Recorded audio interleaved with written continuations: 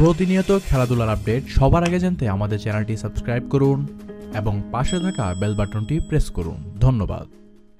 বিপিএলে একেবারে রান পাচ্ছিলেন না তামিম ইকবাল। পরপর দুটি শূন্য মেরেছিলেন ক্যারিয়ারের প্রথমবারের মতো।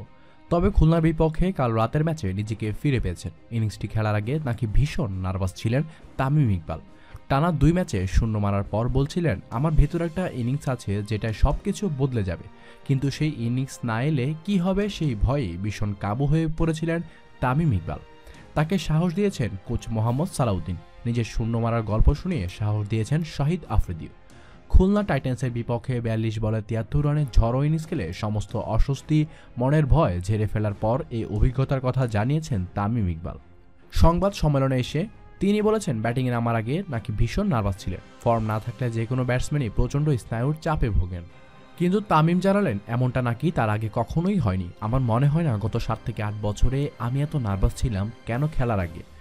আমি স্যারকে বলেছিলাম, স্যার আমার খুব ভয় লাগছে। তিনি তার মতো করে আমাকে আত্মবিশ্বাস দিয়েছেন। এমনকি শাহিদ আফ্রিদি এসে তার গল্পগুলি বলছিল, ওরাও বুঝেছিল আমার অবস্থা। আমি একদমই স্বাভাবিক ছিলাম না। আমার মনে হয় না কোনো আন্তর্জাতিক ম্যাচেও আমি এমন পরিস্থিতিতে পড়েছি।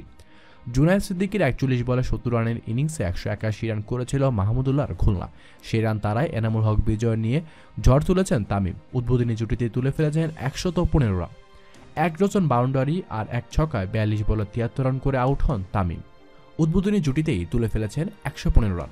তবে ফর্ম নিয়ে তার অনুধাবনের জায়গাটা আর 10 জনের মতো নয়। আমার মনে হয় একজন ব্যাটসম্যান যখন খারাপ ফর্মে 2 থেকে 3টা ইনিংসে সে খারাপ ফর্মে নাও, আবার হঠাৎ করে একটা ইনিংস খেলে সে ভালো ফর্মে চলে আসতে পারে না। এই মুহূর্তে আমি নিজেকে মনে করব না যে আমি ফর্মে চলে এসেছি, তবে আমি হারানো বিশ্বাসটা খুঁজে পেয়েছি পরের খেলার জন্য। ফর্মে এসেছি কিনা সেটা বলতে পারবো না। আমার জন্য দোয়া রাখবেন। প্রতিনিয়ত খেলার আপডেট জানতে আমাদের চ্যানেলটি এখনই সাবস্ক্রাইব করুন এবং পাশে থাকা বেল বাটনটি প্রেস করুন।